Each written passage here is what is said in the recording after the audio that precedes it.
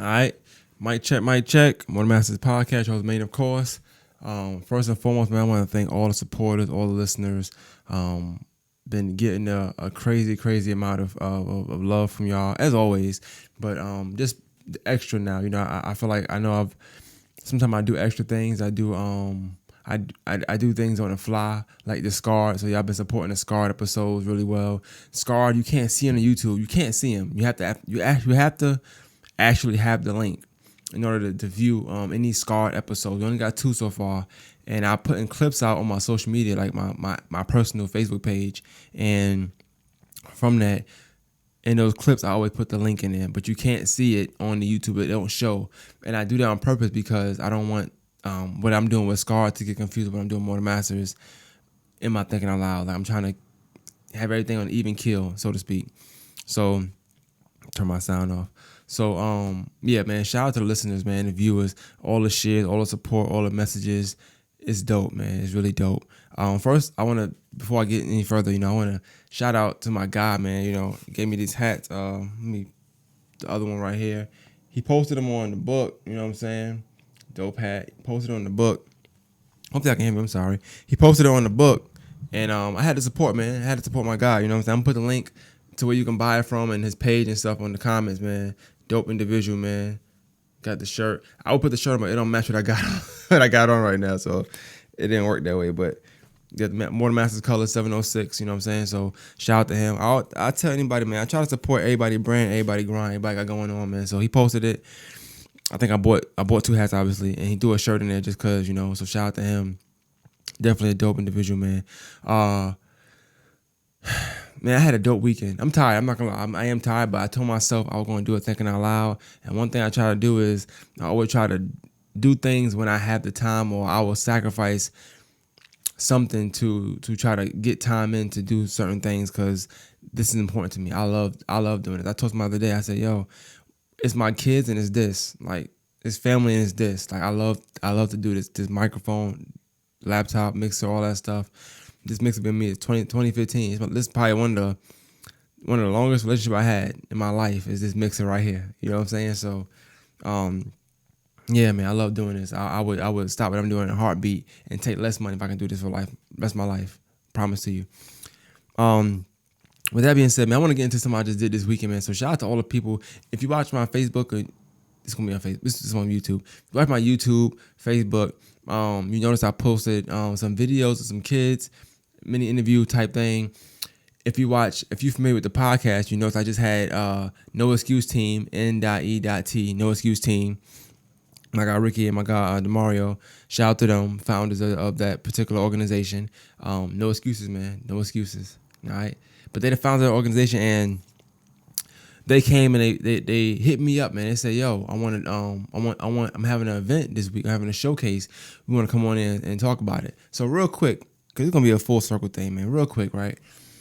When I think about Mortal Masters, when I think about why I started to do this, when I think about what keeps me going, when I think about what I want somebody to think about when they think of Augusta, Georgia, that's why I do those kind of episodes. That's why I do the things I do in the community. Why I go to events and I bring the camera and I post these little, 10, 15-minute videos of the event. It's because when somebody think about Augusta, I want them to think of not just the Masters. I want them to think about more than that. I want them to think about the kids. I want them to think about the community. I want them to think about the real stuff that go down in Augusta, not the stuff they see, the nice green grass and all that. I want them to think about everything, the roots to Augusta, right?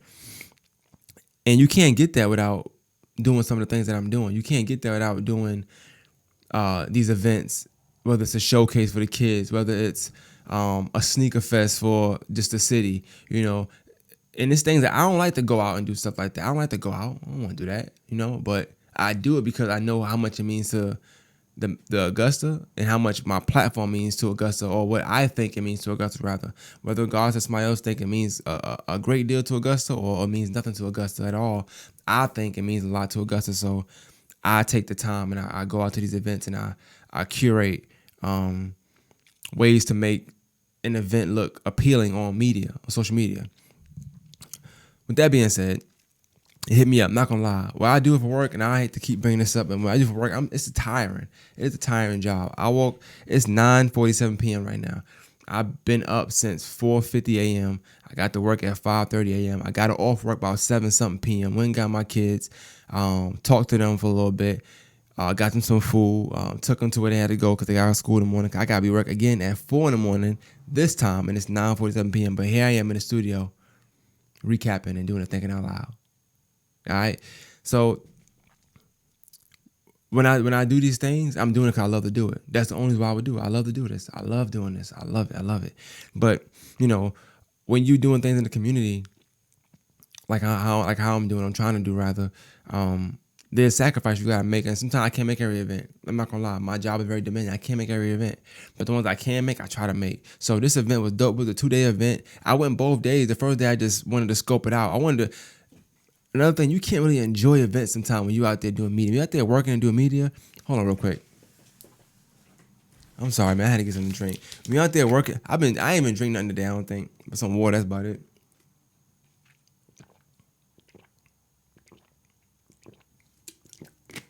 Yeah. That was it. But when you had an event doing media, it's really kind of hard sometimes to really enjoy the event because you working. Naturally, you're just working. So the first day I wanted to scope it out, just see some of the players and I knew what I wanted to do. I knew I wanted to do interviews. I knew I wanted to go there and give them something that they didn't have before, because this showcase was about something that they didn't have before. This showcase was for kids, I think 3rd grade through 8th grade, who normally the only showcase they ever have is AAU and then this season in middle school, which is short. That's it. That's all you get. Or rec ball, right? So to have this showcase in the city and have all the top players and these historical players from this school and that school come out and look at the kids playing, and them, it means a lot to them. So I wanted to make sure I was able to illustrate that. Having Coach Douglas, who won 2 state championships in 2 different schools, very successful coaching and very great coaching program, talk to the kids and have a dope speech. I wanted to capture that. I captured that speech. These kids with their parents getting cheerleaded on, you know what I'm saying? Just watching them actually showcase their talent. Kids who have a name, who have a name, showing why they have a name. Kids who don't have a name, showing that I'm about to get a name. You know what I'm saying? It's all that mixed in one. It was a dope vibe. I just I rock with it. So that even the day I did the podcast with the No Excuse team, Ricky and DeMario, and they brought Cam with them, who's a young kid who played and they played well. I was tired then. I was almost this close to canceling, saying I can't do it. I don't want to do it. But like I said, I do for the community. I like doing what I love doing what I do. It never feel like work. If I'm tired, I can still pull it off. It's just I know what I'm capable of doing. So sometimes if it's not done a certain way, I don't like it. But I felt like that day I was just super tired. But I felt like the content was good. They led it a lot. They talked a lot, so it was dope. Let's get into the event now. Event was amazing. I ain't gonna lie. Both days was great. Great turnout. It was packed. Very packed. I didn't expect it to be that packed. I thought it was gonna be kind of, I thought it would be dead. To be honest with you, because it's the weekend. It's little kids, but it was super packed. Parents was there, just spectators being there. Some of the dope players from the city was there. I was there. You know what I'm saying? So yeah, it was dope, man. If you watch the videos, you see that I had some interviews, some standout players. I'm not fully done. I think I got 1 or 2 more to put out. But those are people I watched play, and I saw them play, and I seen something in them. So I went based off what I saw. Like, people was telling me who was nice and who was this, who was this. You should interview this person, interview that person, interview that person. But I went up purely what I saw. And I think that, to me, this is my opinion. What that does to players is like this, right? Let me tell you how it went. So my first few interviews, I did a son, and I did a father. I'm trying not to say names because I don't want to mess my name up. But I did a guy named Evan Core, dope player. Like, he was so small, but he played with so much poise, and he played so mature. Actually, one of my favorite interviews, because just talking to him, he was super mature, like beyond his age, how he talked. He might have talked better than me. I ain't gonna lie, right? And he talked so well, I had to talk to his father. I said, yo, I got it. Can I interview you, please? Audio messed up. I got his dad again. But I'm saying it to say the first few interviews I did in the corner, and I had a little setup. Cool. I did him, knocked him out. Boom. Now I'm doing another interview, and the kids starting to pile around now, and they all like, "You doing interviews?" And like it's kids that I might be too tired. I'm trying to put it in. I got a clip of a kid who was about to fight before I grabbed him. He was about to fight in the event. So I went and tapped and said, "Come here real quick." I think he thought I was somebody of authority, and I wasn't, but I was like, "Hey, I'm trying to interview you." But I don't think he came to until I had the microphone and sat down next to him. He was like, "What's this?" I'm like, it's an interview." He said, "You for real?" Like, just even seeing him, I'm gonna try to put it in the video, even seeing him light up like that, it meant the world to me. Like, yo, like, he was really hyped to get interviewed. Like, you know what I'm saying? Like, it just does something to me. But even going to a parent and asking them, "Hey, can I interview your son?" That does something to that kid, for one. It does something to that parent. Now that parent's like, "Damn, my son that good, he get interviewed." You know what I'm saying? Like, it changed the perspective of how a parent may even view their kids, as far as how far they can go, the trajectory of where they can go with basketball, how well they're doing in that particular event. Because some parents don't know about basketball. They don't know what the hell going on. And then for the peers, for a peer to see his peer getting interviewed, I might have interviewed people that didn't have a name, and there probably were people that had names there that didn't get interviewed, and they're like, "Damn, how you get interviewed?" But I just went over what I saw, So I really think that the event was dope. Let me tell you what I like about the event the most, right? Though, let me tell you. What I liked the most about the event was the fact that I was able to, I think, impact. Like, I'm always big on impact. So I know I posted a couple videos on Facebook. They got a lot of shares, a lot of views. I ain't gonna lie. I'd be lying if I told you that I didn't like the fact that it got a lot of views and a lot of shares. I'll be lying. I like that. That's cool. But what's more important to me for an event like that, and for the sacrifice I made for that event, like, just to throw it out there, I had one day off this week. That was Sunday. I chose to go to that event from 12 to damn near 5:30, 6 o'clock. Right? Only day I had off. So I sacrificed time with my kids, sacrificed rest, I sacrificed cleaning up, just doing little stuff you can't do because you're working all day, right? I sacrificed all that to be at that event because I felt like it would be important to those kids. And when I seen the impact I had at the event, no amount of views or shares gonna ever be able to trump that. Like, I don't care if I would have got 1,000,000 views or just one view. Like, the impact at the event was enough for me.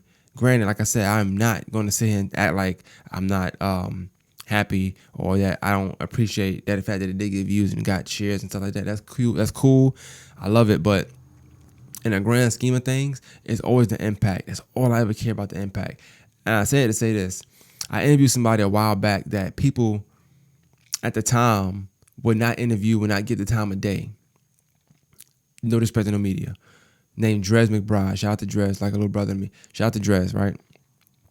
I interviewed him, and I took my time. I interviewed him. We did an interview. We did like little B-roll. I put a video together, stayed up and put it out, put it on Facebook. Boom. He shared it off, did all that stuff. Cool, right?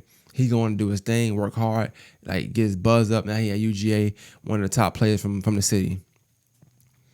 I said to say, when I talked to one of the kids that was trying to get the interview, he was like, "Hey, what this gonna be on?" So I go, "It's gonna be on Facebook." Where on Facebook? I go, "It's gonna be More Than the Masters." "Oh, you the More Than the Masters guy. You interviewed my cousin. My cousin Dres McBride." And it's like stuff just comes full circle, man. I remember Dres hit me up like, "Yo, please, can we do this? Like, like kind of like I need this. Like, nobody, effing with me, but you the big bro, like, And I remember doing it, and I did it. Like I said, I took my time and did it. Like I would have did it if I reached out to him. And it just dope that it came back full circle with another young kid who, like, I don't know this kid, didn't know. If you ask me my target audience, I'm not gonna say second, third, fourth, fifth grade. I'm not gonna say that. I'm gonna be like 18, maybe 19, 20 through 40 years old. That's my target audience, 20 to 40 years old. But for a little kid to be like, "Oh, you the More Than Masters guy," like, that even made me feel a little, I feel like I was at the damn showcase. Like, make sure, they know I'm really about this interview lifestyle. But yeah, man, impact is always gonna be the number one thing for me. Like, I don't care about the shares, the views. I want them. Don't get me wrong. It's dope to have it because those open doors for things like getting investors or getting just getting money from sponsors and all that stuff. It opens that door for that. Cool. That's why I'm always feel like that part of the game is always gonna be important. But impact it just live on longer. Like I don't know, some of them kids with their first interview, they never interviewed a day in their life. Some of them kids don't know they that good. They like, me? You picking me? This person. You know this player on the floor, right? You know FSD on the floor, right? Yeah, I'm picking you. Get your ass over and let's get this interview in. You know what I'm saying? But like some of them kids never had that. Some of them kids don't know nothing about that. So that made their day. I had one of the kids, my favorite kid from the event was from Burke County. I put his interview out. It's on YouTube and it's on my Facebook. Did numbers. It did doing well. Quay Lovett. Quay Lovett or Lovett. I don't know how you say his name. He could ball though. He played, right? Burke County. And I got his number. I said, yo, text me out. I seen your stuff, whatever. I remember getting home. I'm editing the video. He's like, hey, what you gonna put it on? You need my name? You need this? Like, it's a dope feeling. Like, these kids, like, this means something to them. Like, they like this. You know what I'm saying? That was dope to be a part of. So shout out to Net for letting me be a part of it and thinking of reaching out to me. So when I say full circle, when I think about More Than a Masters, that's what I'm thinking about. I'm thinking about when people want to have an impactful event, to have an event that's going to last, that's going to be cherished forever, to have an event that can, quote unquote, change lives, impact families, impact the way you view, impact, what people see of you. Because now when they take More Than a Master, they thinking this player, that player, that player. One of the players I interviewed ended up winning MVP for the All-Star game. That was dope to me. I'm like, damn, not only did I pick well, he even won the damn MVP. That's dope. And he spoke well. Darius Davis is his name. Darius Davis is his name. Spoke very well. Hot. Spoke phenomenal. Like, he spoke as if he was the big homie out there. Like, he was a kid. He's a kid. But he spoke as if he was in high school talking about people playing in second and third grade. He's like, yeah, man, it came out their shell, da-da-da. The shell. You still in your shell. You a young kid. But it was dope. It was definitely dope to see and to be a part of.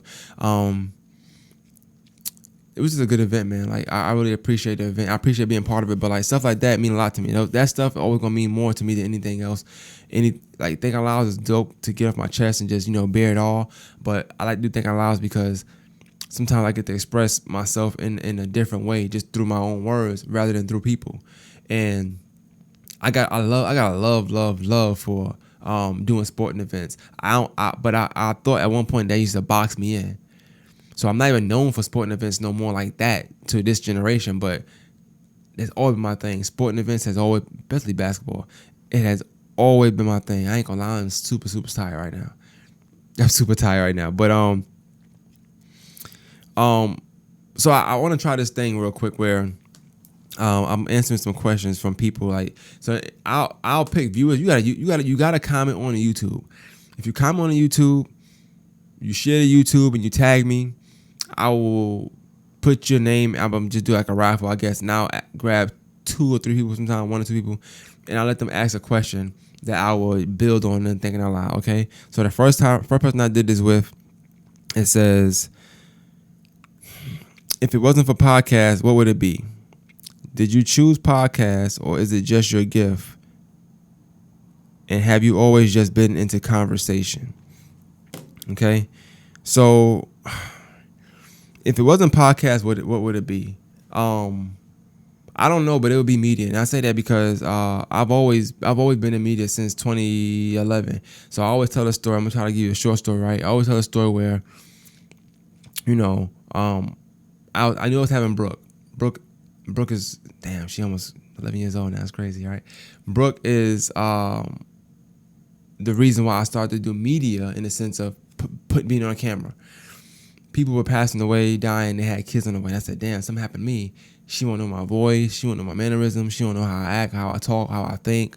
Nothing. She'll just have still pictures, still images of me if I pass before she's able to see me. I was scared of that. So I started to do media. As I started to do, I started to love it. But I didn't know what I was doing yet. Didn't know camera work. Didn't know how to edit really. Didn't know software, Macs from HPs to none of that stuff. Audio and microphone. I ain't know none of that stuff. But I was doing it. And I got these old videos. Like, if y'all ever see my old Think Out Loud, it's a Think Out Loud where I show older videos of me where I'm like, it's like 2014, 2013. I'm young. I got this now. got that now. I ain't got that when I was younger. And so that was always a thing for me. Always a thing for me. I love media. I love to be in it. I didn't know what I wanted to do. I just was kind of playing around with it, which is why I always tell people right now, like, play with it, keep getting better, because I didn't start doing podcasting until 2015. So from that gap for 2011 to 2015, I was in and out doing different things. I did sporting events, I did highlights, I did this, did that. I didn't know what I wanted to do. Nothing really was sticking. I had some successes in certain areas because my brother played, so I could do his little highlight tapes and stuff. And because he was a good player, people that wanted to watch him, I got a lot of views and stuff, but it wasn't really fulfilling to me as far as like what I'm doing now. Only thing fulfilled me was the fact I did something for my brother and I could watch it 24/7. So with that being said, 2015, when I came with the idea to start the podcast, yeah, it started because I think I generally started to have good conversations with people. That's the way I worked at. Where I worked at the time, me being young at the time, 25 at the time, I used to speak to people who were older than me, but I would get a lot out of them with just a little bit of questioning. And I would have these interesting conversations just off starting with, hey, how you doing? That was it. You all right? Everything okay? Like, where'd you get that shirt from? Just little stuff, but I would get a lot. I would ask them a small question and get stuff like, yeah, I used to be a model, but, my husband got jealous and he used to beat me up. I'm like, whoa, damn, I'm eating lunch. You know what I'm saying? But it's interesting. It's interesting. And I would get these amazing conversations out of people. So I said, yo, I want to do something. Just instantly in my head, I said, I want to do something different. Everybody always interviewing these high upper echelon people, these popular people. I want to interview regular people from a amazing city and show people that you can be regular in the amazing city and still have a dope story. And that's why if you ever look at any of my content, most of my dopest episodes to me are people who aren't like quote unquote popular or like in that world of, do you know who this is? Like, the episodes is really popular because you don't know who it is. You start listening and the story is mad intriguing. It's engaging. It's interesting. And that's what I've always liked. I like to do that. I like to bring the interesting parts of people out and paint a picture with them and their stories and my questioning and their words. So that's what it was, man. And if it wasn't for podcasting, I don't know what it'd be. I'd probably still be doing highlight tapes or something like that. I would be in media somehow, some way. But cause I love it. But this is definitely my most successful thing I've done when it comes to media. But like I said, it was years on years of trial and error. Those 4 years, I didn't know what the hell I was doing. I was just throwing darts in the wall. I'm known for sporting events and stuff like that, but I'm just throwing stuff on the wall. I don't know what's what. I used to call my stuff main TV, main films. I ain't know. Now Morning Master just came up and,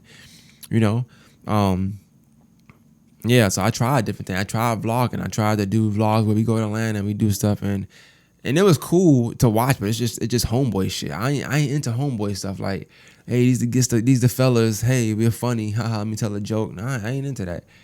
I like to create real content and just paint pictures through people and through their stories and through their life, through their backgrounds, through my questioning, through my research, through my due diligence, and things of that nature. So that's what it would be for me. Like, if it wasn't podcasting, I don't know.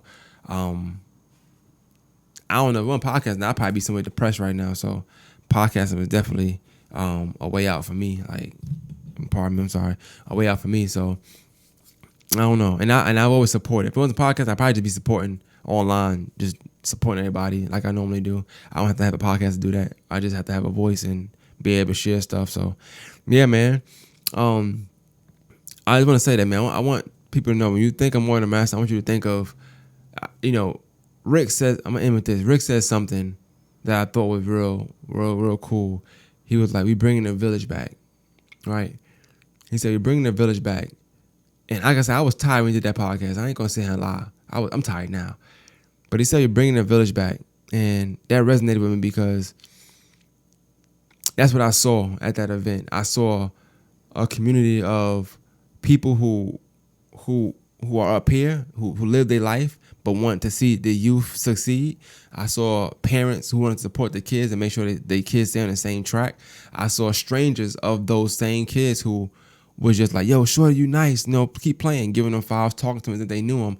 I saw, people who didn't have to take time out their day because they're busy doing other things, come to an event and make sure they make these kids feel special and make sure they make these kids feel like, hey, there's other things to do, and show and teach them life lessons. I saw Coach Douglas tell him like, yo, watch your environment. Do you know what your environment is? Let me explain that to you. It's this. You got a friend that's doing this. I ain't saying don't be friends with them, but if you on this path, you can't be on that path. You got to make a choice. Everybody can't go. I saw village material. I saw even me interviewing kids and them feeling away like they felt hype. They had the headphones on. They messed my audio up a little bit. They had the headphones. They just threw my stuff on, my headphones, all that stuff. Yo, he said this, he said that in the interview. Like, this is dope. It almost felt like a family event. But Net is a family. So shout out to Net, man. So I want that. When you think of More Than Master, I want you to think of that too. Entity that's down to bring the village back. I'm a part of the village. I'm a voice of the city. I'm a voice of Augusta, and I like that. I like the fact that people think of me when they reach out, or think to reach out to me when they have an event that they want to put on. Like, even if I don't respond or I don't say nothing, it's not because I don't want to do it, just because I don't like wasting anybody's time. Sometimes I know my schedule is super busy and I can't do certain things. So I know that for a fact. So I might not respond, but I don't take for granted nothing that nobody ever asks or nothing that for me. Like, I promise you, anytime somebody asks me about an event to come on a podcast and promote, I am open to it. I'm game for it. You might have to hit me up more than once, but I promise you, I'm not. It's just, I'm busy. But if I can do it, I'm always going to do it. I barely tell people no. I try to, do my thing as far as, putting on for the city. So I want to continue to do that, man. Look, man, another thing out loud, I don't know what number this is. I'm tired, ready to go to sleep. I got to be up at 4 in the morning. It is 10:09 p.m. I'm about to edit this, put it on YouTube, might clip it up here and there. I don't know. I'm super tired, y'all. I'm super, super tired. Once again, make sure you shop. You know what I'm saying? I'm going to put the link in the comments, hopefully. 706. You know what I'm saying? 706 Dope Hat. You feel me? Dope Hat. You know what I'm saying? Support the brand. Support the movements. I don't know if y'all can see that now. I can't see from here. More Than Masters podcast. We out, man.